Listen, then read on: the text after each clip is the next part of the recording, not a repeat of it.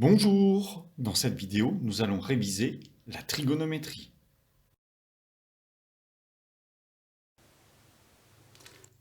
La première chose qu'il faut bien comprendre, c'est que la trigonométrie ne s'utilise que dans un triangle rectangle.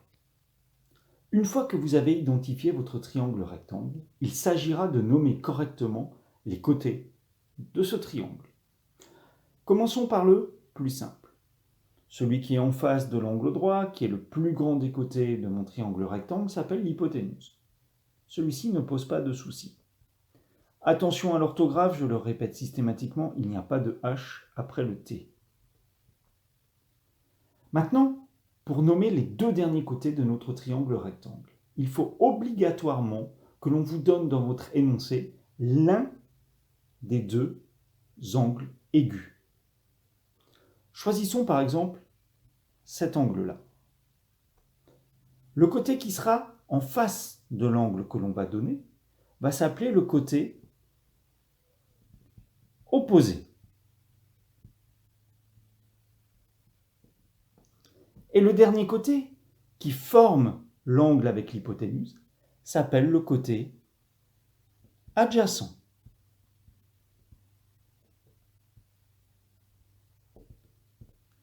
Si vous êtes capable de faire ça sur votre triangle rectangle, vous avez quasiment tout gagné pour la trigonométrie.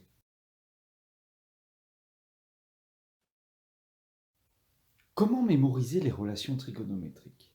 Alors bien sûr, j'ai écrit ça d'une manière pas très rigoureuse mathématiquement parlant, mais c'est pas grave. Regardez, je vais souligner la première lettre de cosinus, le C. Je souligne la première lettre du côté adjacent, ça me donne un A. C'est divisé par l'hypoténuse, je retiens juste le H. Et je vais faire exactement la même chose avec le sinus. Sinus commence par un S. C'est le côté opposé divisé par l'hypoténuse. Et je termine par la tangente. J'ai un T. Opposé, j'ai un O. Sur adjacent, j'ai un A. Voilà, si je sépare ça, j'ai donc mes trois relations trigonométriques qui sont résumées en 9 lettres. Et si je le prononce un tout petit peu sans aucune délicatesse, on pourrait entendre quasiment « casse-toi ». En clair, casse-toi. C'est un moyen comme un autre de les mémoriser et c'est souvent très efficace.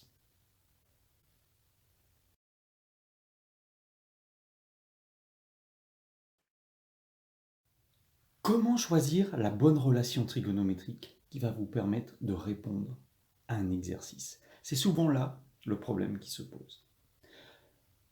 Première chose, toujours une figure à main levée. Indispensable. J'ai résumé les informations qu'on peut, par exemple, vous proposer dans un exercice. Maintenant, regardons d'un tout petit peu plus près comment est-ce qu'on peut trouver la bonne relation trigonométrique. À ce moment, rien ne vous empêche déjà d'appuyer sur pause et d'essayer de chercher la relation trigonométrique qui convient. Premièrement, je vais commencer par marquer l'angle sur ma figure à main levée. KFD. Je marque cet angle. Il va me permettre de nommer correctement tous les côtés de mon triangle rectangle. Je commence toujours par le côté opposé à l'angle droit, qui correspond au plus grand des côtés de mon triangle rectangle, l'hypoténuse. Ensuite, ayant marqué mon angle, le côté qui est en face s'appelle le côté opposé. Je marque juste opposé pour résumer la situation. Et enfin, le dernier des côtés qui forme l'angle s'appelle le côté adjacent.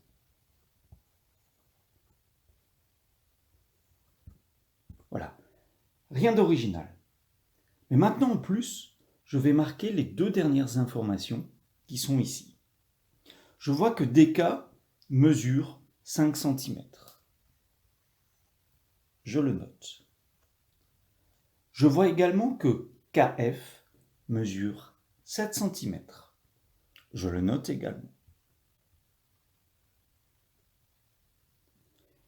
Et je résume un tout petit peu ce que je connais. Je connais le côté opposé. Je connais l'hypoténuse.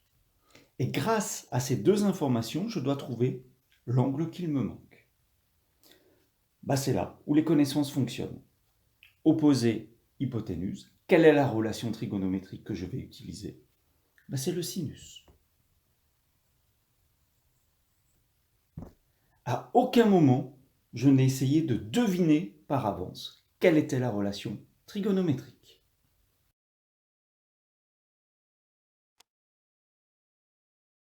Regardons maintenant un deuxième exemple.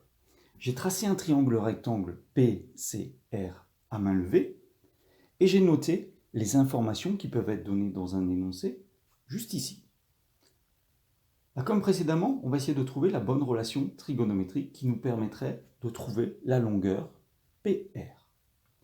On a vu qu'en réalité, il suffit de positionner toutes les informations sur cette figure à main levée pour arriver à déterminer la bonne relation trigonométrique. C'est ce que nous allons faire également ici. N'hésitez pas à appuyer sur pause avant de regarder la correction, ça vous permettra de vérifier si vous avez bien compris. Première chose, j'ai un angle qui m'est donné, PCR. On a vu que c'est l'angle qui me permettra de nommer correctement les côtés. Chose suivante, je vais commencer justement à noter mes côtés. Le côté opposé à l'angle droit, qui correspond au plus grand des côtés de mon triangle rectangle, c'est l'hypoténuse. Celui-ci, on commence à le maîtriser. Le côté en face de l'angle qui était donné, c'est le côté opposé. Et enfin, le côté qui forme l'angle avec l'hypoténuse, c'est le côté adjacent. Je dois maintenant rajouter les dernières informations. Alors l'angle mesurait 20 degrés, je peux rajouter ça. Je connais la longueur CR qui est de 4 mètres. Et je recherche la longueur PR. Je mets mes petits points d'interrogation. Je me rends compte que cette fois-ci, je connais le côté adjacent. Et ce que je recherche, c'est le côté opposé. Quelle est la relation trigonométrique qui fait intervenir à la fois le côté opposé et adjacent? Il s'agit de la tangente.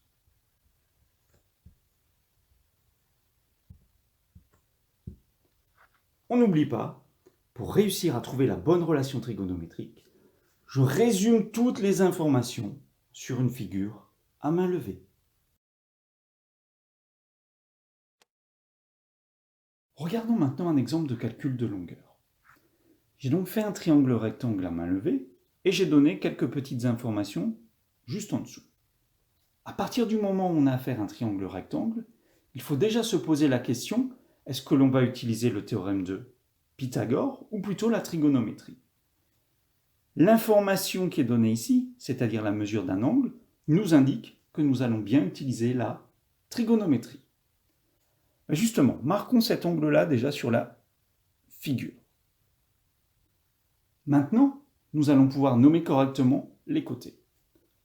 Le côté opposé à l'angle droit, c'est l'hypoténuse. Je me permets d'abréger, il faut savoir être efficace également. Le côté en face de l'angle qu'on nous a donné, c'est le côté opposé. Et enfin, le dernier côté qui forme l'angle, c'est le côté adjacent. Sur ma figure à main levée, maintenant, je vais rajouter les informations qui ont été données. LT, c'est-à-dire l'hypoténuse, qui mesure 6 mètres. J'ai mon angle qui mesure 20 degrés. Et enfin, et pour terminer, je recherche MT. Donc, l'information utile, c'est l'hypoténuse. Et ce que je recherche, c'est le côté opposé. Je sais que je vais devoir utiliser la relation trigonométrique qui utilise le côté opposé et l'hypoténuse, c'est-à-dire le sinus. Il ne me reste plus qu'à rédiger. La rédaction est très simple. Je commence déjà à dire que j'ai affaire à un triangle rectangle. Dans le triangle, je le nomme MLT, rectangle en M,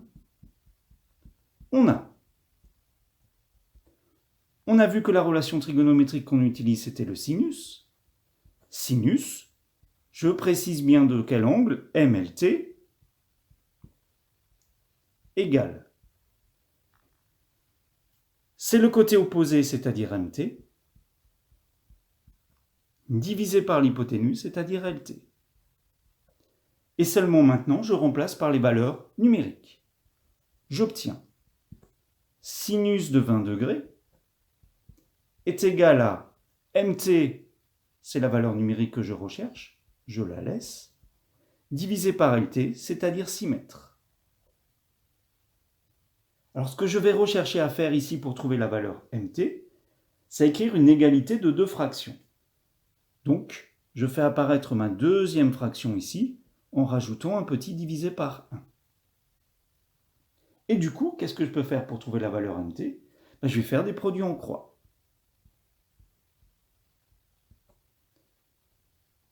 J'obtiens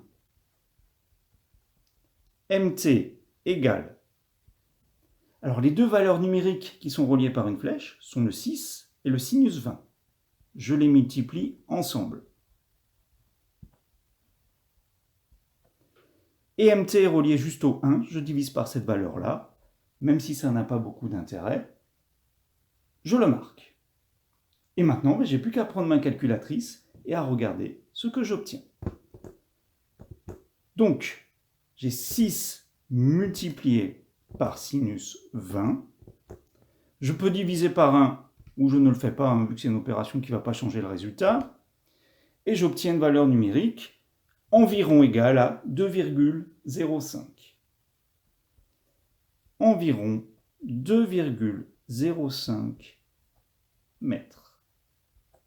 Et j'ai calculé une longueur grâce à la trigonométrie.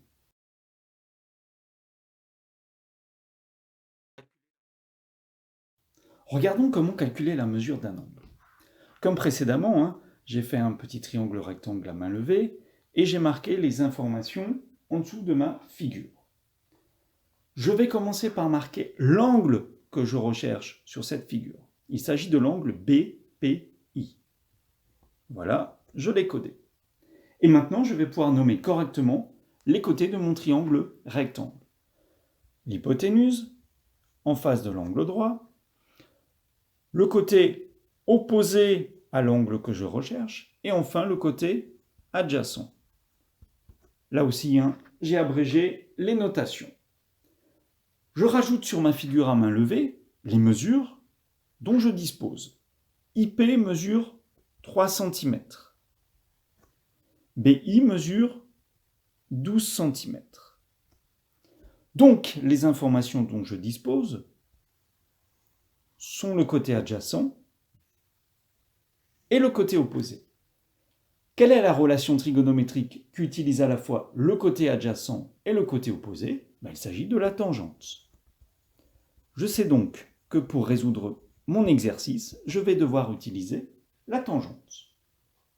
Maintenant, passons à la rédaction. Comme précédemment, je dois préciser dans quel triangle je travaille. Dans le triangle BIP, qui est rectangle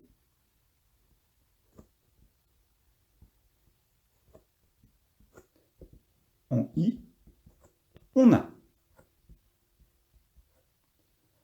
Alors on a vu qu'on allait utiliser une tangente, donc on marque bien. Tangente de l'angle recherché, c'est-à-dire BPI, égale.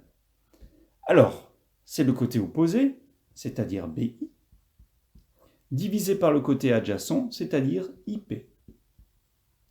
Et maintenant, je remplace par mes valeurs numériques. Donc, la tangente de l'angle recherché est égale. BI mesure 12 cm et IP mesure 3 cm. j'ai bien remplacé par les valeurs numériques. Hein. Maintenant, comment je fais pour trouver mon angle? Ben là, c'est juste l'utilisation de la calculatrice qui va nous servir. Je vais obtenir l'angle BPI égale. Alors, il y a deux grandes écoles, encore une fois, pour trouver ça sur les calculatrices. On peut trouver ça sous la forme tangente moins 1. Ou alors, vous trouverez également l'arc tangente. Peu importe, hein, c'est de toute façon la fonction réciproque. Et donc maintenant, vous n'avez plus qu'à utiliser votre calculatrice pour trouver la réponse. Donc je prends ma calculatrice. Sur celle-ci, j'ai tangente moins 1. Et je fais 12 divisé par 3, je fais attention aux parenthèses, et je regarde ce que ça me donne. Et je trouve environ 75,96, c'est-à-dire environ 76 degrés. Voilà.